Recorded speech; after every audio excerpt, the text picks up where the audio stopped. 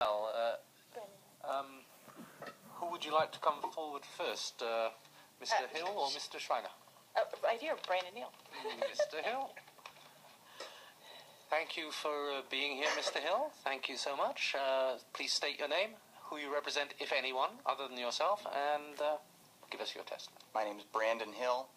I just represent myself and my family. I'm here in support of this bill.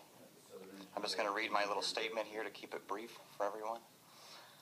Please. I'm here today in support of House Bill 1085 and to explain how my life is different in every way than it was when I was younger.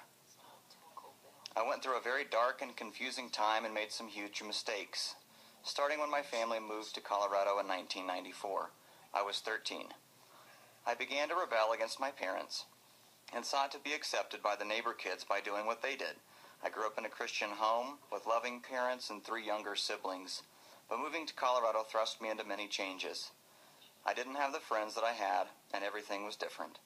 I was homeschooled most of my life and lived in a small town in Oklahoma. I felt the desire to fit in as soon as possible so as not to be rejected by the guys I met out here. I started smoking, drinking, smoking pot shortly after I was 15.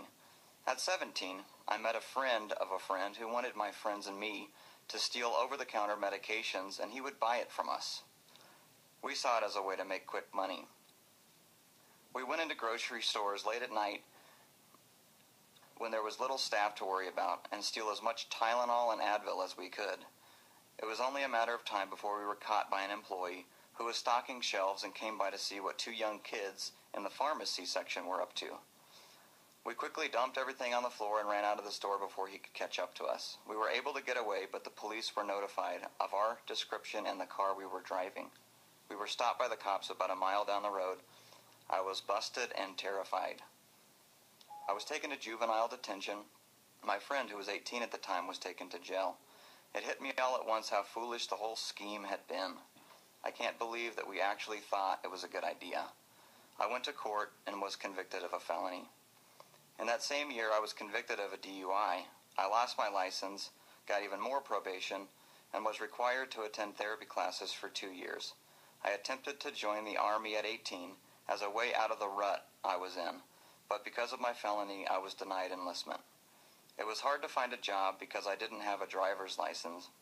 My friends and family didn't really want anything to do with me because I was always causing trouble. I was so grieved about how I had hurt those closest to me, especially my family. I felt so alone and powerless to change my life in a more positive direction. I did end up getting a job in a call center and worked there for a year. During that year, my dad introduced me to a man who ran the Denver branch of a small nationwide business.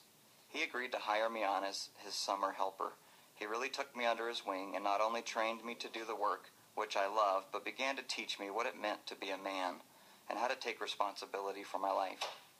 He truly was a life raft for me.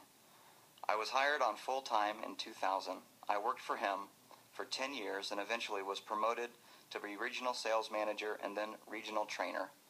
Our company went through some major changes following 2010, and many of the employees quit and started their own businesses. I was among those. I opened my business in 2010, and to date it is very successful. I married my wife, Raina, who's sitting behind me, in 2005, and we just had our first baby in September of 2011. We bought a house in Broomfield, and we are involved in our local church and have an amazing support system in our friends and family. I've worked very hard to see to it that I'm a productive member of my family and of our society. I don't drink, smoke, or take drugs of any kind. I can honestly say, and many others would agree, I'm not the person I used to be. I grew up hunting and shooting. In the same way that he taught me how to drive a car or mow the lawn, my dad instilled in me the skill set necessary to safely possess and operate firearms. I shot competitively and twice won a seat at the national level competitions. Though shooting has been a hobby for me since childhood, my deepest desire is to provide for and protect my beautiful family. Because of my bad decision 15 years ago, I am not able to purchase a firearm and am disqualified from obtaining my concealed carry permit. I believe it is primarily my responsibility to be the first line of defense for my family and myself. I would like to be able to fulfill my duty without fear of prosecution from the state. Please join me in supporting this bill. Thank you, Mr. Hill. The crime was 15 years ago. How long ago did you get off paper? I'm not sure what the date was. It would have been 2 or 3 maximum years after the... So 11 or 12 years ago, Yes. 13 years ago, something like that. but more than 10 years ago, Yes. since you completed probation, parole. Yes. Yep. I had probation. And that was the only thing. You had probation. Thank you. Representative McLaughlin. Thank you, Mr. Chairman. Mr. Hill, thank you for your story.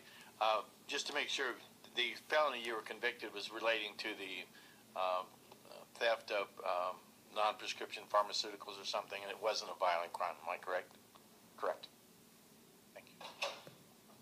Thank you, Mr. Hill, so much for sharing your experience with us. I know it's not always the easiest thing to do, so we appreciate it very much. Mr. Shiner.